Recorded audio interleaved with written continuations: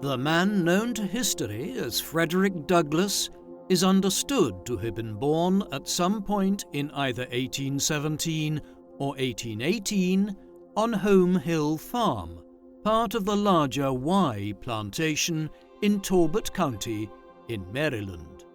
He was born into slavery, and his exact date of birth is unclear, with Douglass stating later in life that he couldn't be sure what age he was. He celebrated it as though it was the 14th of February, 1818, St. Valentine's Day, as he did recall that his mother referred to him as Little Valentine. His surname in his early years was Bailey. Douglass was the surname he adopted as a freeman in his early adult years. Frederick's mother was Harriet Bailey, an enslaved African-American woman. She was born in 1792 and gave birth to 7 children between 1813 and 1825. She was often hired out to other farms in the Talbot County area, but sometimes walked 12 miles to visit her children at night. Frederick later claimed that he never saw his mother in daylight, and she died in 1826 when Frederick was only around 8 years old. Frederick knew that his father was a white man, but he didn't know his exact identity. It was rumored that his father was Aaron Anthony, the owner of many of the slaves at Home Hill Farm. He was around 50 years of age around the time that Frederick was born.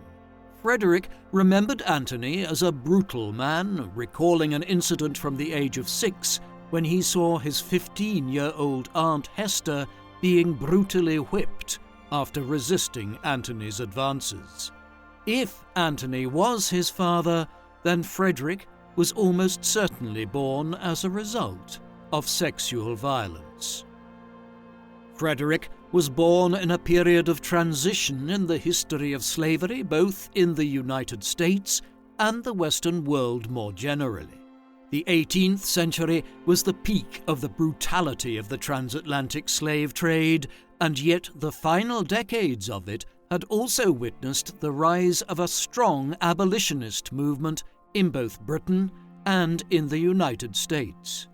By the time Frederick was born, several of the more northerly states in the US, such as Pennsylvania and Massachusetts, had become free states, states where slavery was prohibited.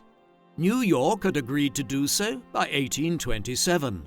Furthermore, the British first banned the slave trade in 1807 and then the institution of slavery altogether in 1833, with the Royal Navy moving to begin imposing the new laws on the world's oceans.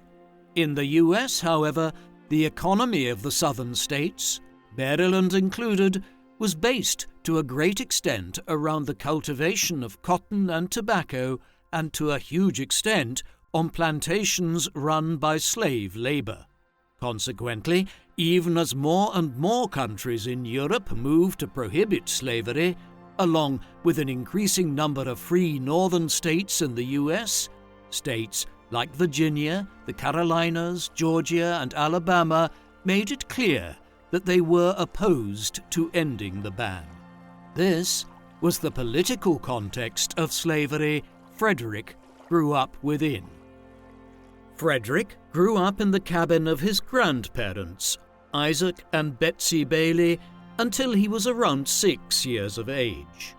At that time, Frederick went to live in the Anthony house near the main house at Y. Although several of his siblings and cousins were among the slaves at Y, Frederick's closest companion in his younger years was Daniel Lloyd, the son of Edward Lloyd, the owner of the Y plantation. Unlike his friend Daniel, Frederick did not receive any schooling at Y, but he was an intelligent child with an excellent memory. Unfortunately, many of his earliest memories were of William Sevier and Orson Gore, the 2 head overseers of the farm, carrying out beatings of the slaves there. Aside from Daniel Lloyd, young Frederick recalled being treated favorably by Lucretia Auld, the wife of Thomas Auld. She was the daughter of Aaron Anthony, and so was quite possibly Frederick's half-sister. It was through her interventions that Frederick was sent to Baltimore in 1826, around the time his mother died. There, he entered the service of Lucretia's brother-in-law, Hugh Auld, and his wife Sophia, the idea being that Frederick would provide companionship to Hugh's young son, Tommy. At the time, Baltimore was a city of 80,000 people, of which 14,000 were freed slaves, the largest concentration of free black people in the country, and Frederick's arrival here was a revelation in terms of how those African Americans who had obtained their freedom lived so much better off than slaves. Sophia Auld also behaved more like a mother towards him here, and it was she who taught him to read. In October 1827, when Aaron Anthony died back on the Y plantation, there was a possibility that Frederick would be sold or moved elsewhere, but the Aulds managed it so he was able to remain with them in Baltimore. Hugh and Sophia were happy to have Frederick back, though Frederick soon learned that Hugh Auld was less enamored of the idea of slaves being allowed to learn to read than his wife was. Thereafter he continued to educate himself in secret, smuggling newspapers or whatever reading material he could find into his sleeping quarters. One day, in 1830, he obtained a second-hand copy of The Columbian Orator, written by Caleb Bingham. The book included extracts of speeches from the ancient Athenian and Roman orators Demosthenes and Cicero, along with more recent political figures such as George Washington and Napoleon Bonaparte. The book not only cultivated some of the ideas Frederick already had in his mind about the master-slave dynamic, but also gave him the tools to become one of the most powerful orators of his age. Frederick also learned to write by copying out passages from the book, along with a copy of the Bible. Furthermore, from the newspapers he could get his hands on, he was able to get a sense of a struggle between slaveholders and abolitionists in the United States, notably through stories of the Nat Turner slave rebellion of 1831. Around this time, when Frederick was around 13 or 14, he also experienced a religious awakening inspired by Methodist preachers who asserted that all men were equal in the eyes of God. In March 1833, Frederick's life took another turn as he was forced back to the eastern shore after a dispute between Thomas and Hugh Auld. He would spend the next 2 years here. In 1835, Frederick was then hired out to William Freeland, a man who adopted a more lenient attitude towards his slaves. During this time, Frederick and several other slaves planned an ambitious escape in April 1836, but the group's plan was betrayed and they were rounded up and sent off to prison in the town of Easton. There, a minor miracle happened. As he sat in prison anticipating that he would now be sold to work in one of the plantations in the more southerly states, Thomas Auld came and informed him that he was sending Frederick back to Baltimore to live with Hugh and Sophia to learn a trade with the promise of freedom on his 25th birthday with good behavior. In Baltimore, Frederick was sent to the shipyards where he trained as an apprentice caulker. Here, he began to socialize with Baltimore's free black community, and it was also during this time that he first met Anna Murray, a free black woman about 5 years older than him who worked as a servant at the postmaster's house. The two fell in love and agreed to marry. In May 1838, Frederick managed to come to an agreement with Hugh Auld, allowing him to take his own lodgings and keep any wages above $3 per week. This new arrangement lasted until August 1838. At that juncture, Hugh Auld accused Frederick of attempting to escape. Fearing that he might be sold and split up from Anna, Frederick decided that he would actually try to elope. On the 3rd of September 1838, dressed as a sailor and carrying official documentation from a retired sailor friend, Frederick took a train from Baltimore heading north. When he arrived in Philadelphia in Pennsylvania, he stepped onto free soil for the first time. From there, he took another train north and eventually reached New York. At 20 years of age, he was free, but on his own. After adopting the name Frederick Johnson, he sent a letter to Anna in Baltimore asking her to come to New York. On the 15th of September, 3 days after her arrival, the two were married. Acting on advice, Anna and Frederick quickly left New York for New Bedford, Massachusetts, where they called on Nathan and Mary Johnson. When Nathan Johnson advised the new arrivals to choose a new surname as there were already a dozen fugitive slaves named Johnson, Frederick asked his host what name he should adopt. Having just read Walter Scott's The Lady of the Lake, Johnson suggested the name of the Scottish clan Douglas, to which Frederick added an extra S for distinctiveness. Thus was born the famous name of Frederick Douglass. The Douglasses settled in New Bedford for the next few years. Frederick attempted to find a job as a caulker, but was turned down when the white caulkers threatened to walk out if he was hired. As a result, for the next 3 years, he made a living working small jobs. During this time, Anna gave birth to their daughter Rosetta in June 1839 and a son named Louis in October 1840. Douglass also became a leading figure at the African Methodist Episcopal Zion Church during this time, where he preached to a community of fugitive and freed slaves. He began reading The Liberator, an abolitionist newspaper published on a weekly basis by William Lloyd Garrison, a prominent promoter of the abolition of slavery in the whole of the United States, and when Garrison visited New Bedford in April 1839, Douglass pledged himself to the abolitionist cause.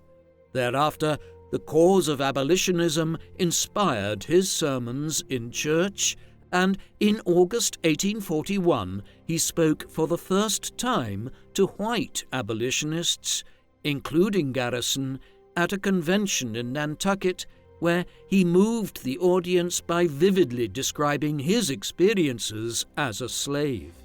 Following this performance, Douglass traveled throughout New England on the abolitionist speaking circuit. After a 3-month trial period, in early 1842, he was hired by the American Anti-Slavery Society as a full-time lecturer. Over the next few years, as he traveled from town to town across the northern states, he would build a reputation as one of the most powerful speakers for the abolitionist cause.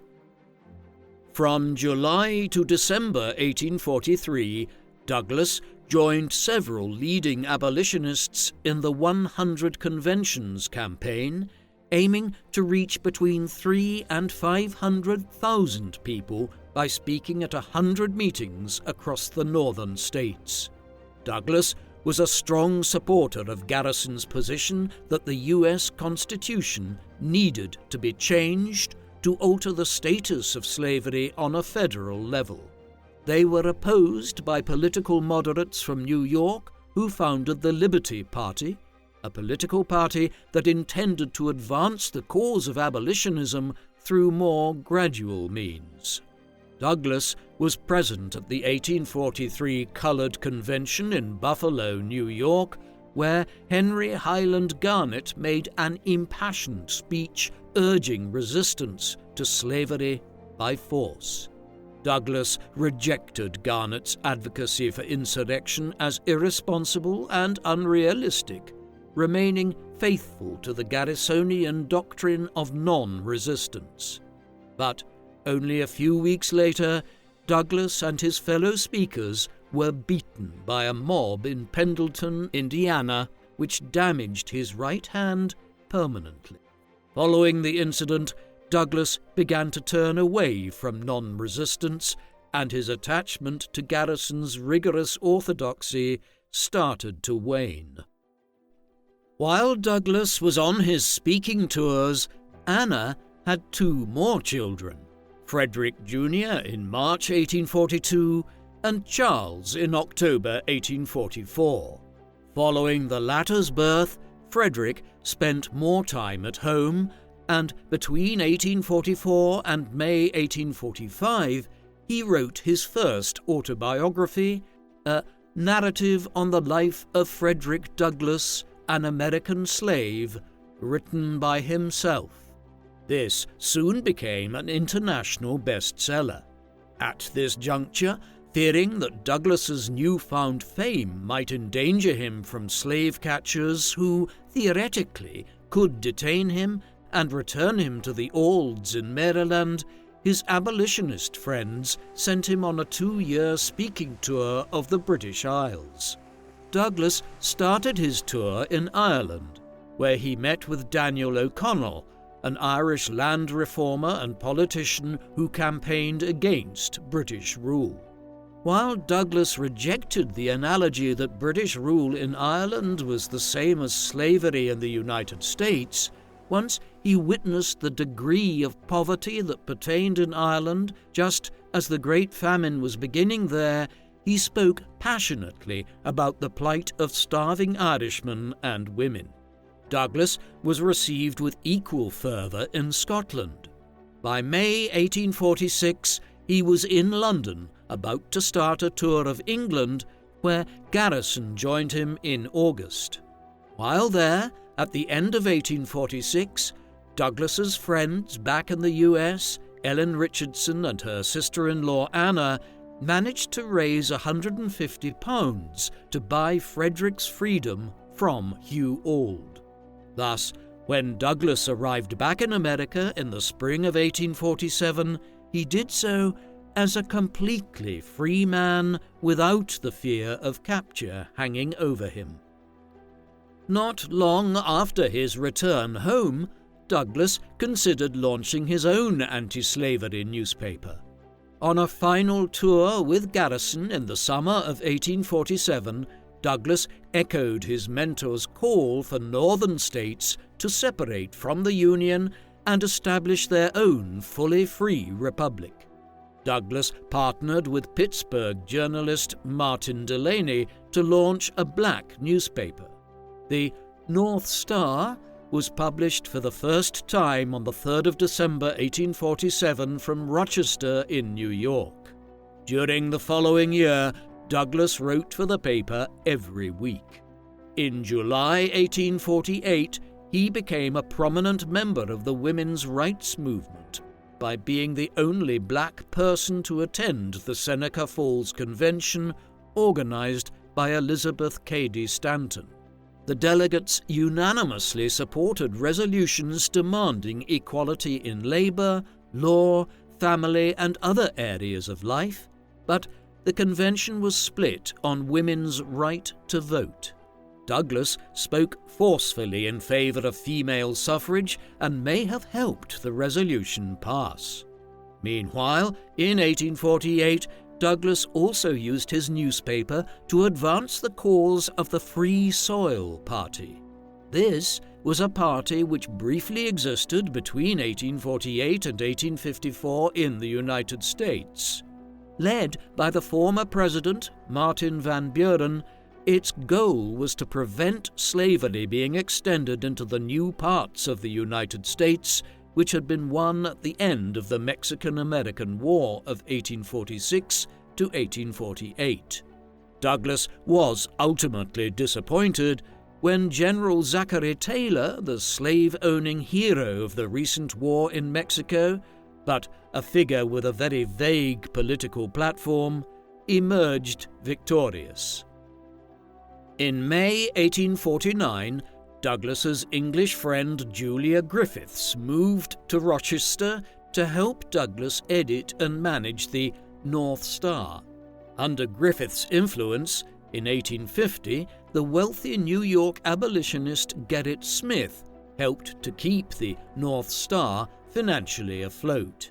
In 1851, the North Star was merged with Smith's newspaper, the Liberty Party paper, to form what was termed Frederick Douglass's paper. Douglass's association with Smith prompted his former speaking companions to denounce him as an enemy and a traitor, while Douglass sought the moral high ground by declaring his willingness to work with anyone to advance the abolitionist cause. In September 1853, Garrison himself wrote how Douglass had been cursed by selfish ambition and insinuated that Douglass and Griffiths were having an affair. The bitter internecine struggle among the two most prominent leaders of the abolitionist movement died down following an intervention by the author of the acclaimed abolitionist novel Uncle Tom's Cabin, Harriet Beecher Stowe, who managed to have Douglass and Garrison reach a peace accord with one another.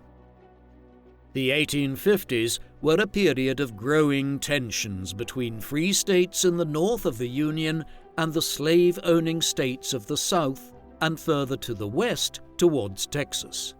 The westward expansion of the United States and American victory in the Mexican-American War of 1846 to 1848 had raised questions over whether slavery would be extended westwards beyond Texas to the West Coast, where the California gold rush had led to a huge wave of migration from 1848 onwards. California soon applied for admission to the Union as a state, but on the basis of being a free state.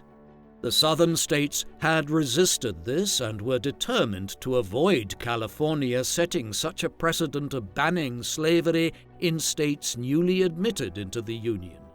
This, in turn, led to the Compromise of 1850, a congressional move which allowed for California to join the Union as a free state while passing a Fugitive Slave Act that provided for stricter penalties for fugitive slaves and those who aided them. It was a watershed moment for Douglass.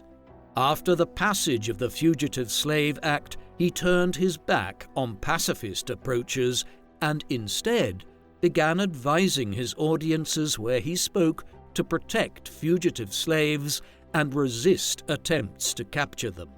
In his speeches and his journalism, he increasingly justified the killing of slave bounty hunters and slave owners, not only as self-defense, but as a way in which black men could assert their humanity in defending their natural rights. In July 1852, Douglass was invited to give an Independence Day speech before the Rochester Ladies' Anti-Slavery Society, where Griffiths was secretary. He began by praising the Founding Fathers and their ringing words of liberty, only to denounce the hypocrisy of slavery in a republic founded on such ideals. Speaking on behalf of all slaves, past and present, Douglass asked his audience why they had invited him, telling them, "This 4th of July is yours, not mine. You may rejoice, I must mourn." Douglass claimed that the Fugitive Slave Act had transformed the country into a hunting ground for men, before lashing out at the churchmen who knelt in prayer while their hands were dripping with the blood of slaves. Yet he ended on a hopeful note. expressing faith in the anti-slavery principles of the Constitution and the march of progress. In delivering the famous speech, Douglass placed himself in the tradition of Old Testament prophets seeking a way out of the new Babylonian captivity for his people. In response to another request from Griffiths and the Rochester Ladies Anti-Slavery Society, this time to write a short story for a collection, Autographs for Freedom, Douglass wrote his first and only work of fiction. In his 1853 novella, The Heroic Slave, Douglass adapted the tale of Madison Washington, an enslaved cook on the ship Creole who had led a successful rebellion on board, killing a slaveholder, subduing the crew, and ordering the vessel to sail to Nassau in the Bahamas, where the slaves on board obtained their freedom. By 1855, Douglass had reinvented himself as a political abolitionist, and that summer he produced his second autobiography, Bondage and Freedom, not only updating his narrative of 10 years earlier, but also charting his evolution as a campaigner and thinker. Shortly afterwards, Julia Griffiths left for England, and with fewer writers contributing to his paper and funding issues, the paper was renamed Douglass's Monthly in 1858. In 1854, Congress passed the Kansas-Nebraska Act. This act sought to repeal the Missouri Compromise, an act which had been passed back in 1820 to ban slavery north of a line lying along 36.5 degrees north of the equator, instead arguing that Kansas and Nebraska should be allowed to decide the status of slavery in their jurisdictions themselves. The legislation led to a series of bloody confrontations in Kansas between pro- and anti-slavery settlers. In the midst of this, Douglass proposed sending 1,000 free black families to settle in Kansas, the idea being to tip the settler population on balance in support of abolition in the region. His plan didn't come to fruition, but the passage of the Kansas-Nebraska Act did lead directly to the establishment of the Republican Party, an important development in the history of slavery in the U.S.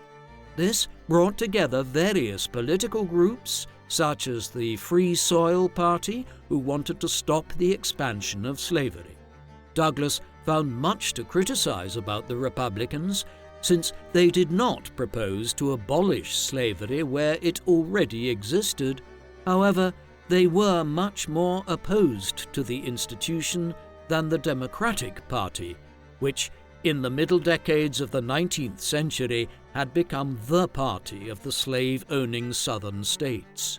Thus, in August 1856, Douglass indicated his support for Republican presidential candidate John C. Fremont in the November elections. Fremont received 33% of the popular vote, an impressive feat for a new party, but was unable to prevent the Democratic candidate James Buchanan from becoming president. In the late 1850s, Douglass was involved in the attempted insurrection of the white abolitionist John Brown. Brown and Douglass had known each other since the 1840s, and Brown regularly talked about leading a slave rebellion in Virginia, operating as a guerrilla fighter from the Appalachian Mountains.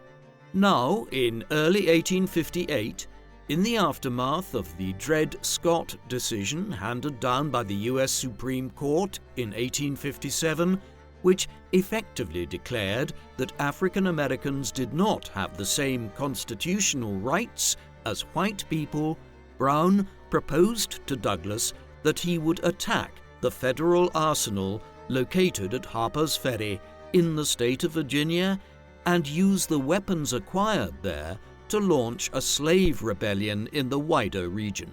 Douglass considered the scheme unrealistic, but offered financial and organizational assistance. On the night of the 16th of October, Brown's band of 19 men captured the arsenal at Harper's Ferry, but by the 18th, the raid was over and a heavily wounded Brown was taken captive and executed on the 2nd of December. In the days that followed, Douglass was accused of being one of the organizers of the raid, forcing him to escape to Canada, from where he boarded a ship to England in mid-November. In Britain, he undertook a 6-month speaking tour in which he hailed John Brown as a martyr. While he was so engaged, an official investigation was carried out back in the US into the raid on Harper's Ferry, one which ultimately exonerated Douglass. While the investigation was still ongoing, Douglass received news that his youngest child, Annie, had died on the 13th of March, prompting him to make arrangements to go back home to his grieving family, arriving back in Rochester in late April 1860. In the months that followed his return to America, Douglass was mainly concerned with the presidential election of 1860. Owing to a growing split within the Democratic Party between a northern group and a southern faction, it seemed likely that the Republican Party candidate, an Illinois lawyer named Abraham Lincoln, would triumph. Once again, Douglass struggled to reconcile his radicalism with the moderation of the Republican Party and its candidate, Abraham Lincoln.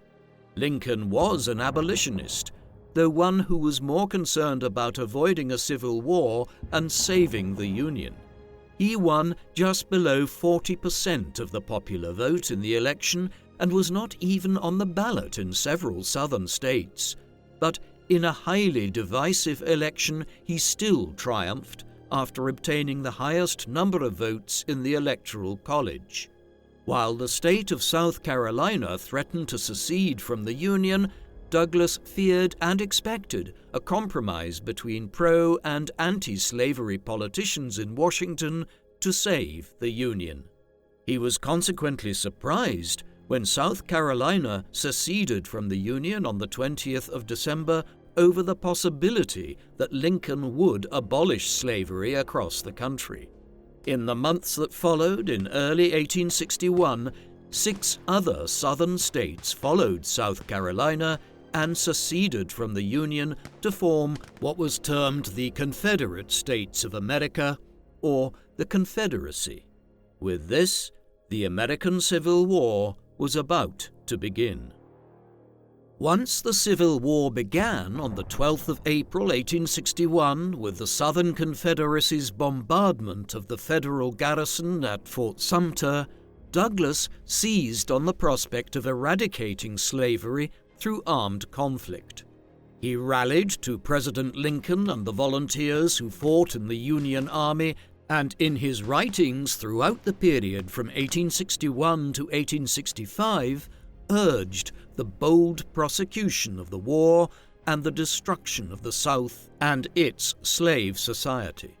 Yet he was also frustrated at times, particularly with the reluctance of Lincoln and the Union government to use black regiments to fight the war, especially where slaves who had escaped from the South were concerned, while also expressing concern over Lincoln's delays in passing measures to ensure that slavery would be abolished nationwide once the war ended. These came over time, though. In the course of 1862, Lincoln and the Republicans gradually passed abolitionist measures. Congress freed the slaves in the Capital District of Columbia in April of that year and banned slavery in all Western territories in June. In July, Lincoln signed the Second Confiscation Act, which freed slaves in Confederate territory occupied by Union armies, as well as slaves who had escaped to Union lines. Douglass welcomed these efforts, which were increasingly regarded by Northerners as acts of military necessity in order to win the war. On the 17th of September 1862, the Battle of Antietam occurred in Maryland as General McClellan's forces faced the Army of Northern Virginia, led by Robert E. Lee. In the bloodiest day of combat in American history, McClellan forced Lee to retreat, though Lincoln castigated him for failing to pursue and destroy the Confederate army. Following this imperfect victory, Lincoln was confident enough to issue the Emancipation Proclamation on the 22nd of September, which announced to the South that from the 1st of January 1863, all slaves in the states in rebellion from the Union shall be then, thenceforward, and forever free. Douglas seized upon these words with renewed hope and, recognizing Lincoln's instinctive cautiousness before making any commitments, was optimistic that Lincoln would stop at nothing to make the words of the proclamation reality. Lincoln's proclamation opened the door to finally recruit black men into the Union Army.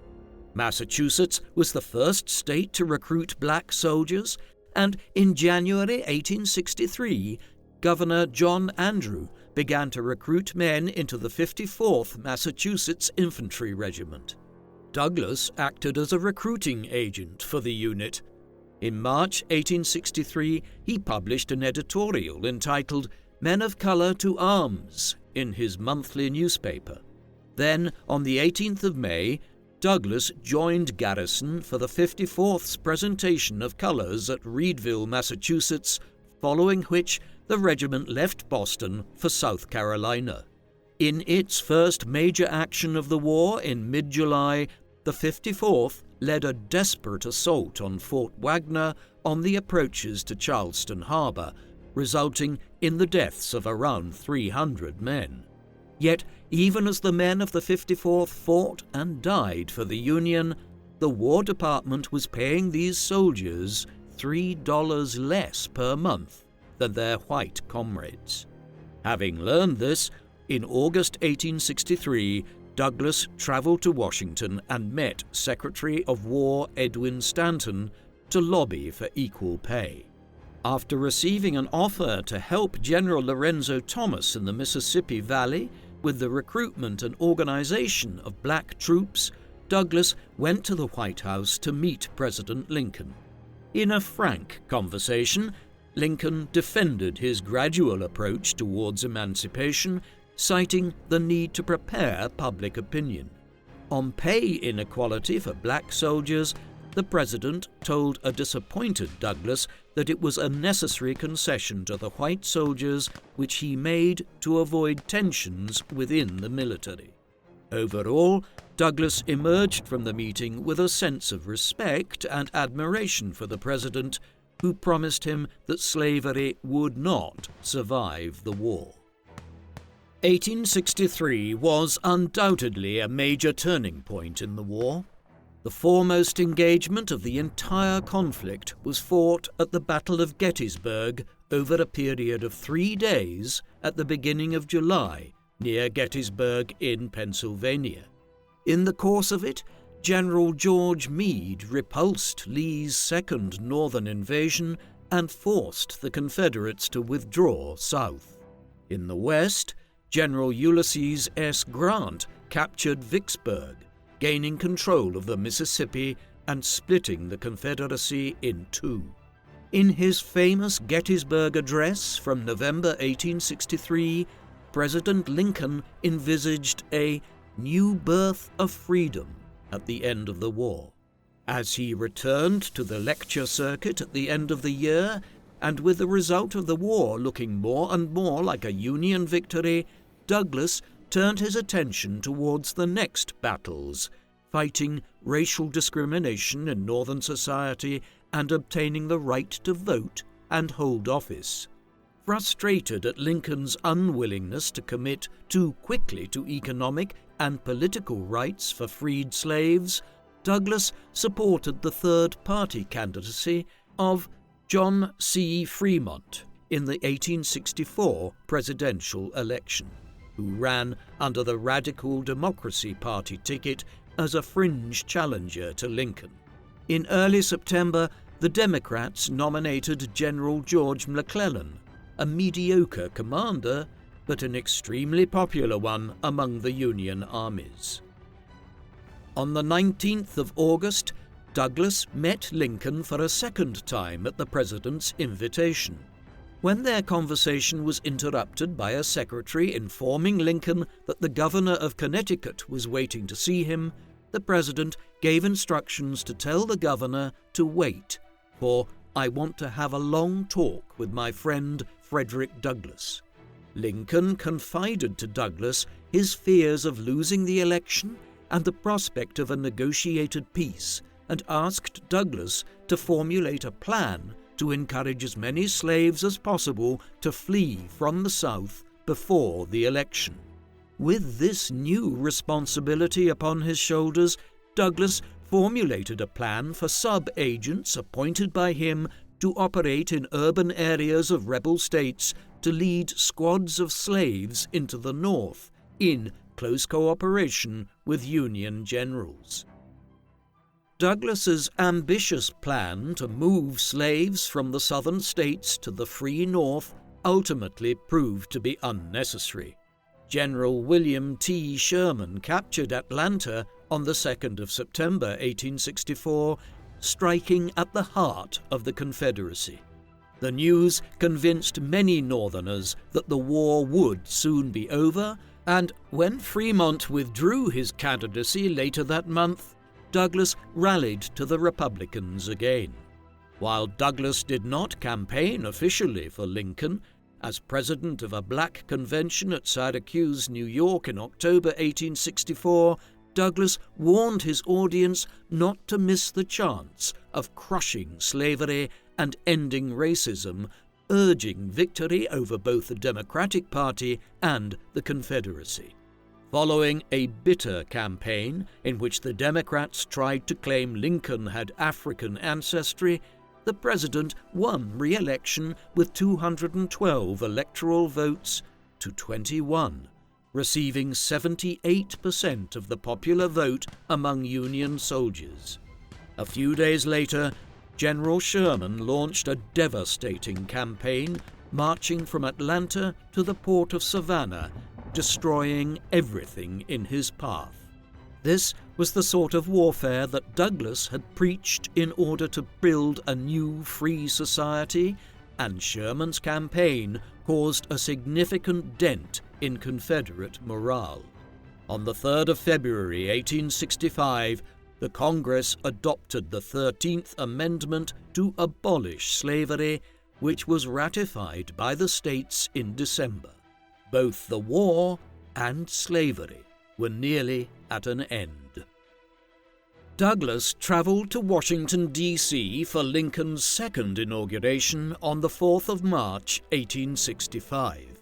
In a speech reminiscent of Douglass's own rhetoric over the years, Lincoln vowed that every drop of blood drawn by the lash shall be paid by another drawn with the sword. A month later, Union armies occupied the Confederate capital of Richmond, and on the 9th of April, Robert E. Lee surrendered at the courthouse in Appomattox. The war was effectively over, though it would still take several weeks to round up the remaining Confederate armies. Days after Lee's surrender, President Lincoln was assassinated on the 14th of April, 1865.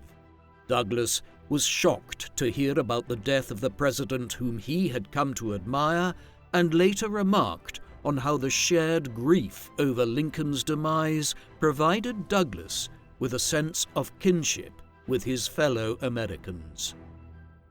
With the end of the American Civil War, Douglass reached a crossroads in his life. A sign of this was seen in May 1865 when he attended the 32nd anniversary meeting of the Anti-Slavery Society. Here, the main topic of debate was whether or not the organization should now disband, given that the war had achieved their ultimate goal, or continue on to achieve further liberties for the African American community. At the meeting, Garrison argued that it would be absurd to maintain an anti-slavery organization when slavery no longer existed, but Douglass urged the society to work towards other initiatives, especially expanding the franchise. In the period that followed, he sided with the radical Republicans in Congress, who fought President Andrew Johnson for control over Reconstruction, the policy which aimed to rebuild the Southern states in a way which would heal the Union.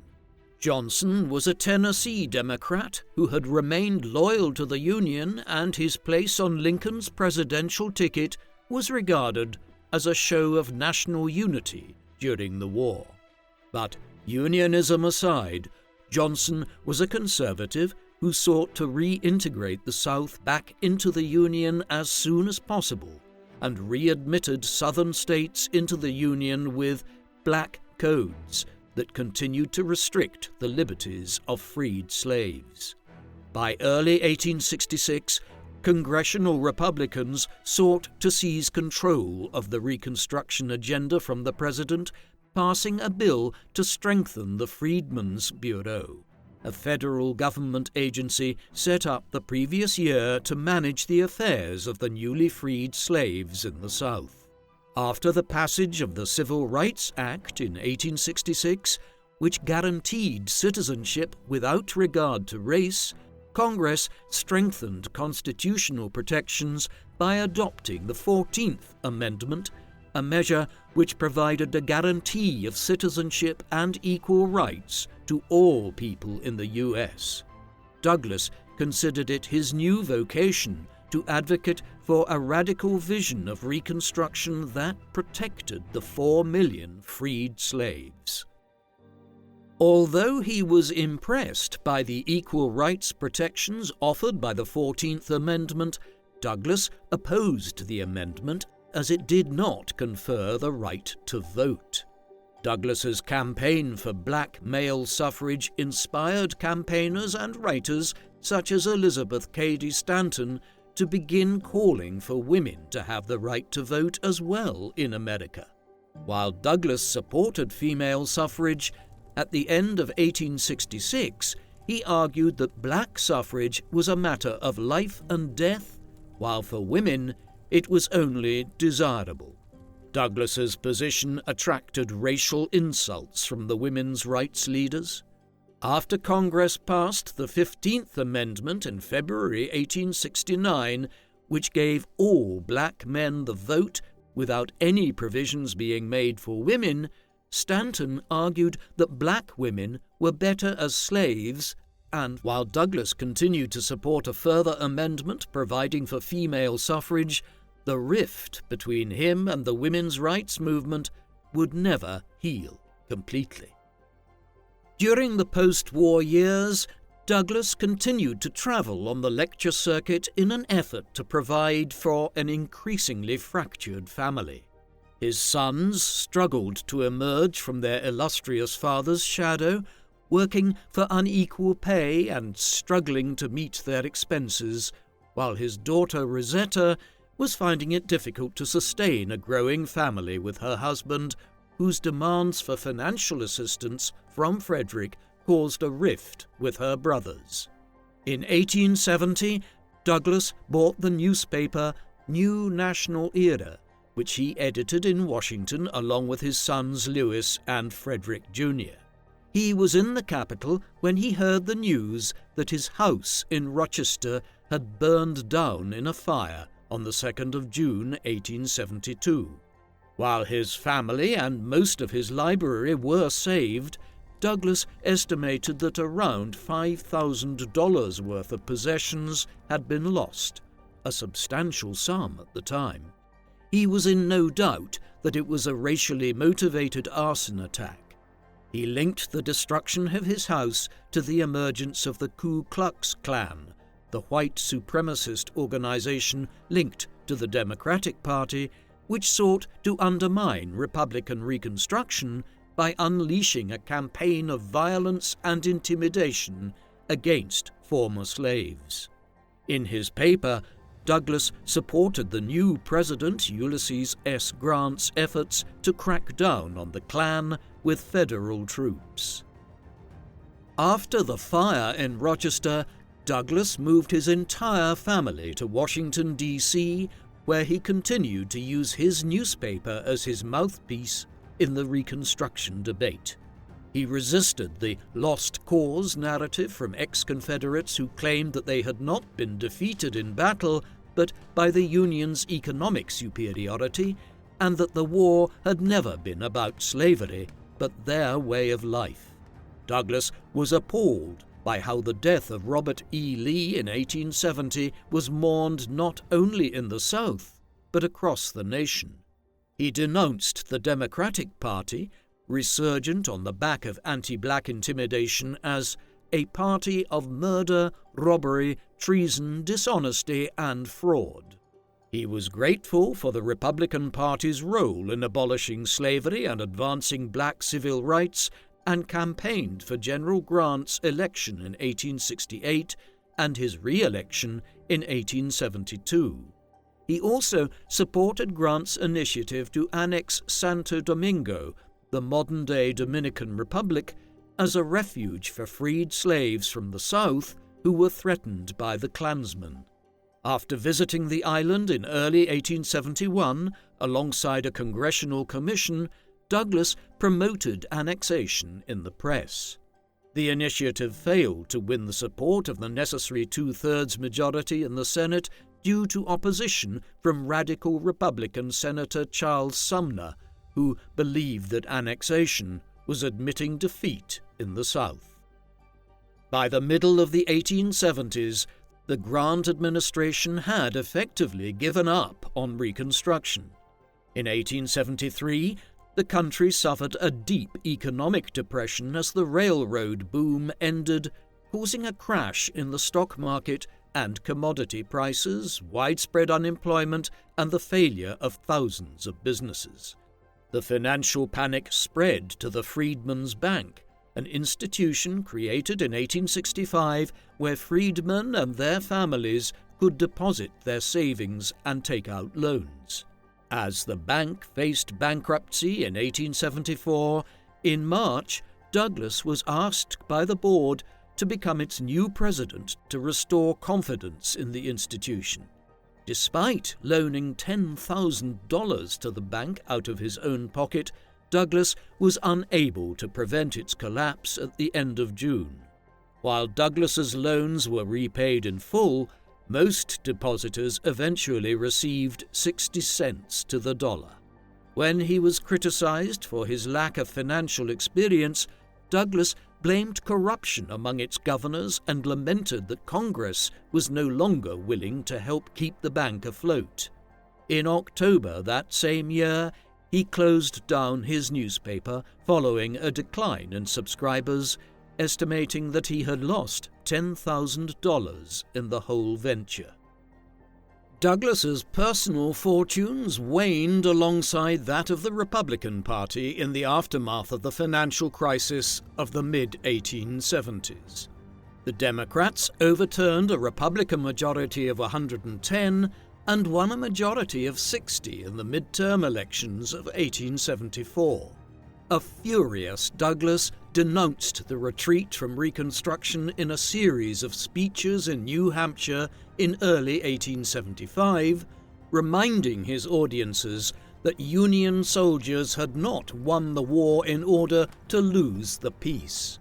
In a 4th of July speech that year, he asked, "If war among whites brought peace and liberty to black people, what will peace among the whites bring?" Controversially, Douglass criticized the black community for being dependent on white men for their freedom. When jubilant Democrats claimed that Douglass was calling on black people to desert the Republican Party, Douglass denied doing so, recognizing the Republicans as by far the friendlier party for the African American community.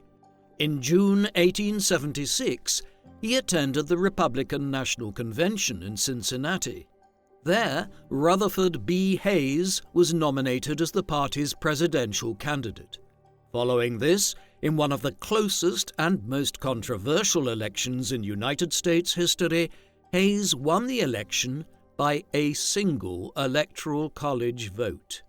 In an effort to pacify Southern Democrats, with his opponent, Samuel Tilden, clearly having won the popular vote, and who threatened to go to war over the disputed election, Hayes agreed to remove federal troops from the South, a move which effectively brought efforts at Reconstruction to an end.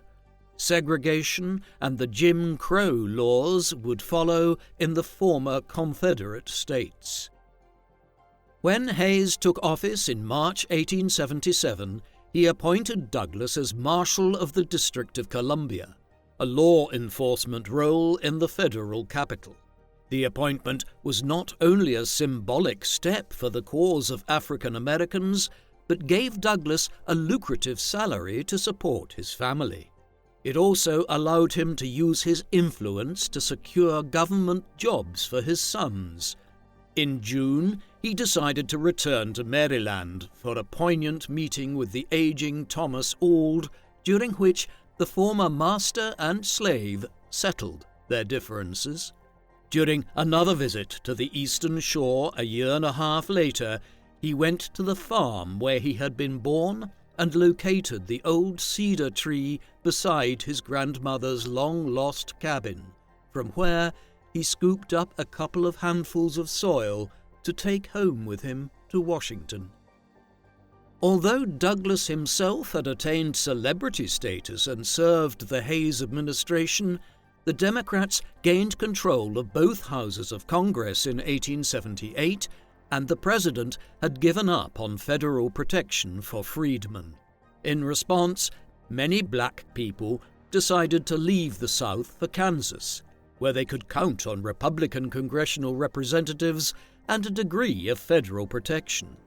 Douglass was almost alone among prominent black leaders opposing the Kansas exodus, arguing that it served as a concession to white racism and an admission of Confederate victory. He urged the freedmen to stay and fight for their rights at the ballot box in spite of the intimidation they faced. Though his critics labelled him out of touch with the reality on the ground, Douglass was unwilling to abandon all he had fought for during the past 2 decades. In 1878, Douglass and his family moved to Cedar Hill in Anacostia in Washington, D.C. Here he entertained an increasing number of grandchildren. In the 1880 elections, Douglass campaigned for the Republican candidate James Garfield. Later, Douglass recalled with pride marching next to the outgoing and incoming presidents as Marshal during Garfield's inauguration in March 1881, but was disappointed when Garfield demoted him to the office of Recorder of Deeds for the District of Columbia.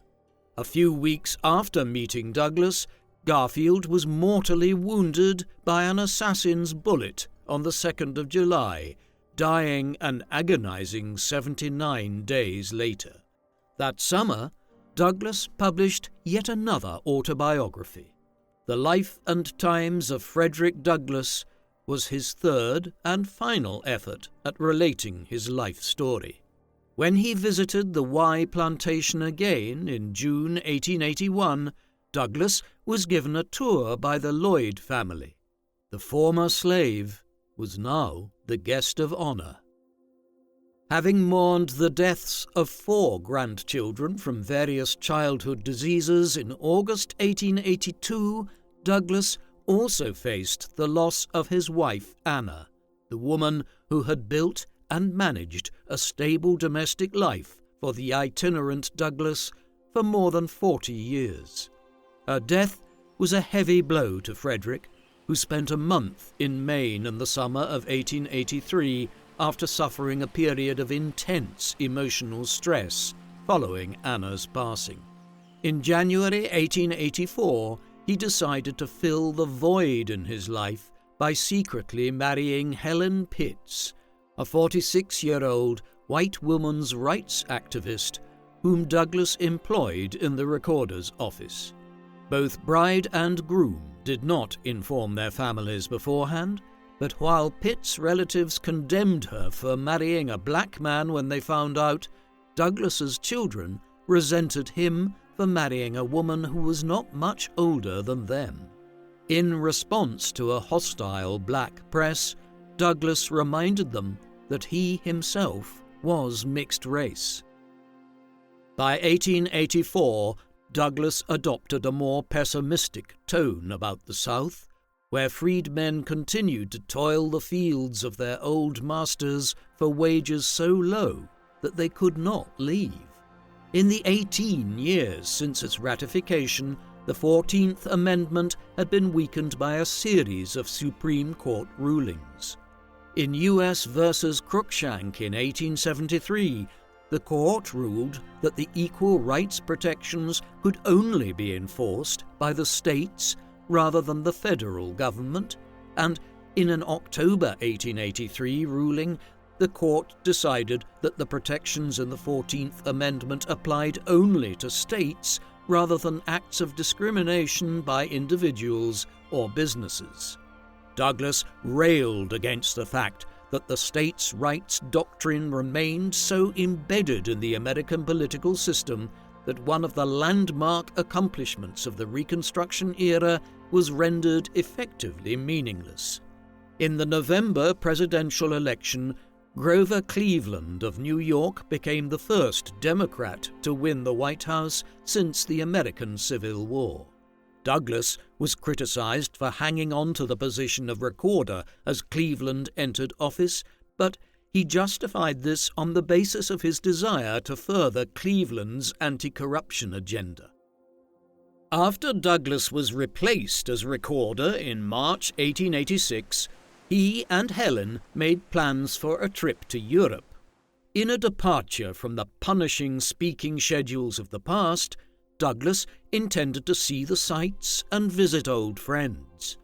After arriving in Liverpool in September, Douglass reconnected with the Richardson sisters, who had bought his freedom 40 years earlier. After 2.5 months in Paris, the Douglasses travelled south to the Mediterranean and on to Italy, Egypt, and Greece, marvelling at wonders such as the ruins of the Roman Empire, the Great Pyramids at Giza outside Cairo, and the Acropolis of ancient Athens. On their way back west, they stopped in Italy and England again, before a brief sojourn in Ireland, where Douglass indicated his support for the Anglo-Irish politician Charles Stewart Parnell's campaign for Home Rule in Ireland, whereby a devolved Irish Parliament would be established in Dublin. Back in America, Douglass spoke to audiences of his great delight in visiting Egypt, the setting for the biblical tale of Joseph, the son of Jacob, who was sold into slavery by his brothers before using his ability to interpret dreams to become the Pharaoh's chief advisor. Douglass reinvented Joseph's story to reflect his own experience of rising from slavery to lead his people to freedom. In March 1888, after a speaking tour in South Carolina and Georgia, Douglass returned to Washington disillusioned by what he had seen in the South. At the Republican National Convention in June, he once again sought to remind his audience about the meaning of the Civil War. After Republican Benjamin Harrison was elected to the presidency, Douglass was appointed U.S. Minister to Haiti in the summer of 1889. For the next 2 years, Douglass had to handle the delicate matter of the United States seeking a naval coaling station at the port of Mole Saint-Nicolas, while the Haitians were afraid of the implications for their sovereignty. Douglass arrived in Haiti in October, just as General Fleury Hippolyte had become president following a coup supported by American arms. In late 1890, Harrison appointed Admiral Bancroft Gherardi as special commissioner to negotiate a lease for the mole. After Gherardi's arrival in January, he claimed that Hippolyte had made a promise to the American government to give up the mole in return for support in his coup, a claim that was vigorously denied. By April, the admiral had ordered 7 warships to the harbour of Port-au-Prince to intimidate the Haitians, a move which prompted the Haitian government to refuse the lease. Douglass criticized American policy and sympathized with the Haitians, and at the end of June he returned to the United States and resigned his post.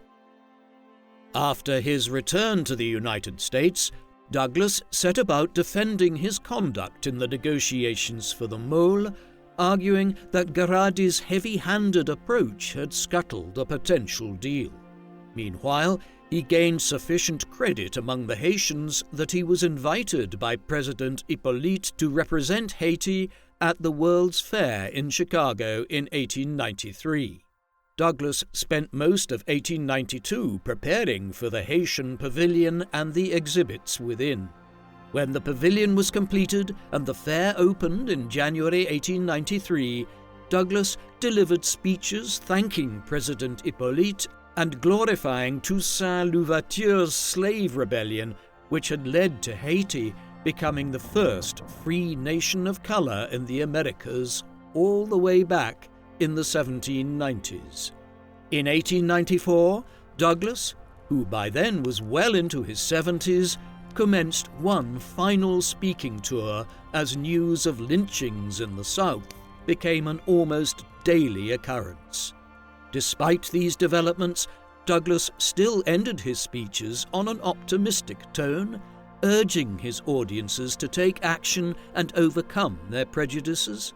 But the 76-year-old's exhortations were given more in hope than in expectation. By the mid-1890s, Douglass was in increasingly poor health. On the 20th of February 1895, he died from a heart attack just days after his 77th birthday, or at least the date that the former slave had chosen to represent his birth date. Frederick Douglass lived an extraordinary life, rising from slavery to become the most photographed and famous African American of the late 19th century. From his earliest days in Maryland, he fought against a great many obstacles, but having learned to read and write and having educated himself, he fled from slavery in the South and achieved freedom in the North. There, he became something of a sensation on the abolitionist speaking circuit in the 1840s, also making an impression during his visit to Britain and Ireland. After starting out as a young radical orator on a moral and religious crusade, he later embraced American political institutions as the most effective vehicle for the abolitionist cause, making enemies out of former friends in the process. For almost 40 years, he was what we might call a functional Republican, one who realized the limitations of white reform, but worked alongside individuals like Abraham Lincoln to drive American progress forward. During the Civil War, Douglass tied the cause of the Union to the cause of abolition in his journalism and his speeches, and in doing so, galvanized support for the Union and its cause. Admittedly, in his final years, he was disappointed by the sense that the Union had won the war but lost the peace. But this only led him to rediscover his old radical voice and urge his audiences to continue fighting for equality and freedom. In doing so, he inspired the subsequent generations of African American leaders and reformers, such as Booker T. Washington, W.E.B. Du Bois, and Martin Luther King. What do you think of Frederick Douglass? Was he an effective champion of the cause of abolition and equal rights, or was he too divisive and opinionated to keep the black community united? Please let us know in the comment section, And in the meantime, thank you very much for watching.